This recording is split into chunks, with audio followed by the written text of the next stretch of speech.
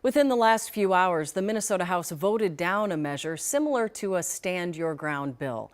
The bill would have removed the duty to retreat requirement, but it failed to get enough votes in the House. Raya Katene was at the Capitol today. Raya? Julie, the representative who wrote this bill tells me he introduced it in response to a Minnesota Supreme Court decision that came out last year. The court said in cases of self-defense, a person does not have the right to use or even threaten the use of force with a weapon if they have the opportunity to escape first. And that's really the key here. This duty to get out of a dangerous situation before using force is called the duty to retreat. And it's something Representative Matt Bliss says the state should do away with. But again, his bill failed to get enough votes in the House today. Don't make our state less safe, make our state more safe. Vote against this bill. In the House chambers, lawmakers voted against changing the state's self-defense policy. The bill does not pass.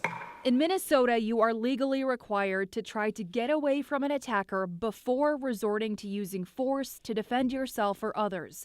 This is called the duty to retreat, and a bill introduced by Republican Representative Matt Bliss would have eliminated that policy. Merely threatening the use of force when you're being threatened is now a crime in Minnesota. Bliss says his bill ensures that Minnesotans aren't forced to, quote, second-guess their ability to protect themselves in life-threatening situations. It's just common sense. But critics of the bill say the change would only make Minnesota more dangerous. Gun violence has already risen sharply in Minnesota over the past 5 years. We cannot afford new laws right now that are going to allow for an even further increase in gun deaths. Maggie Emery leads the gun violence prevention group Protect Minnesota. She's joined by other community advocates at the Capitol in opposition to the bill and says similar laws enacted in other states have led to more shootings. Because if you feel threatened and you don't feel like you need to de-escalate or walk away from that situation, the first thing that you're going to do is reach for a firearm and commit an unnecessary shooting. It's not what they were saying. It's not a shoot first bill. It's not even really a stand your ground bill. It's just a shame that we couldn't get one Democrat over on our side.